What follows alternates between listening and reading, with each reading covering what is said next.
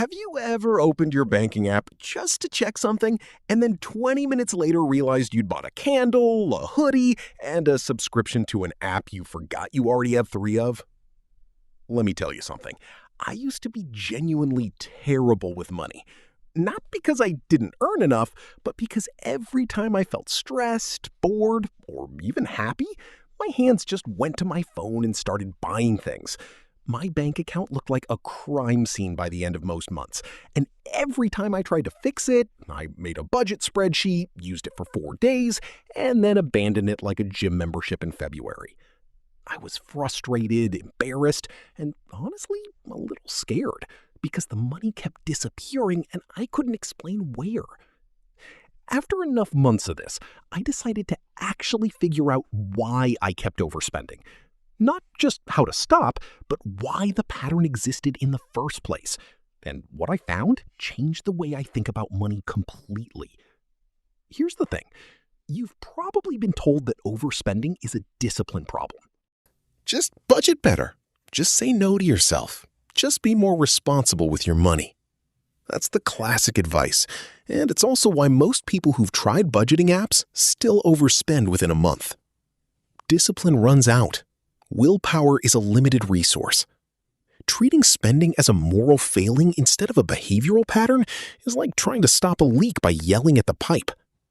You're not wrong to want control, you're just fighting the wrong battle. So what actually works? I found 3 techniques that actually reduce overspending, and I'm ranking them from least powerful to most powerful.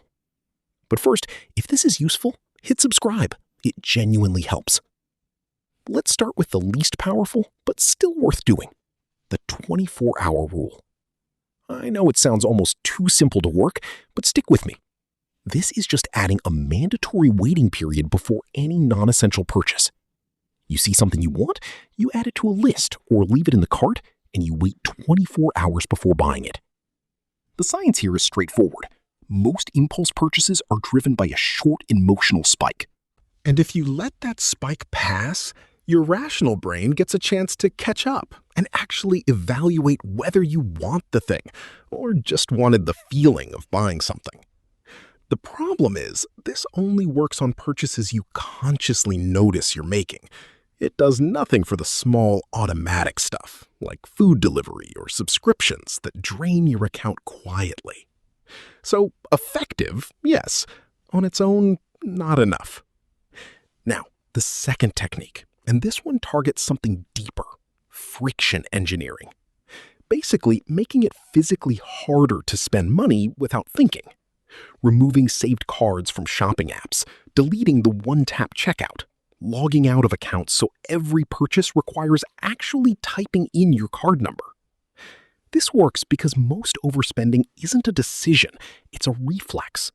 Your brain has built a shortcut from feeling something to buying something, and one-tap checkout removed the one obstacle that used to interrupt that reflex. By adding friction back in, you force a moment of actual thought before the purchase happens. Research on decision fatigue backs this up. The more effort something takes, the less likely you are to do it on autopilot. The catch here is friction only slows down the individual purchase decision. It doesn't touch the underlying reason you're reaching for your phone to spend in the first place. Now we get to the most powerful strategy, and it's the one almost nobody wants to do because it requires actual honesty: spending pattern tracking. Specifically, writing down not just what you buy, but what you were feeling right before you bought it. Stressed, bored, lonely, proud, tired. This beats everything else. Overspending isn't actually a money problem. It's an emotional regulation problem wearing a financial costume. You can have perfect discipline and airtight friction and still overspend the moment something emotionally uncomfortable happens, because the spending was never really about the item. It was about managing a feeling. When you track the emotional trigger alongside the purchase, you start noticing your own patterns fast. Almost everyone who does this for 2 weeks finds at least one emotional trigger responsible for most of their unnecessary spending.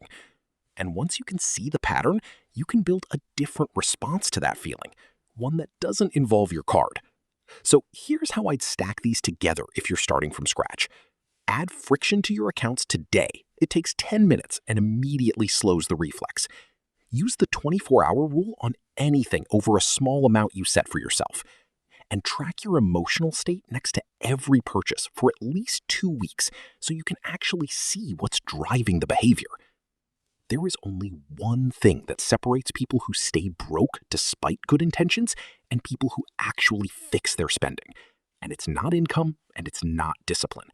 It's understanding what the spending was really trying to solve.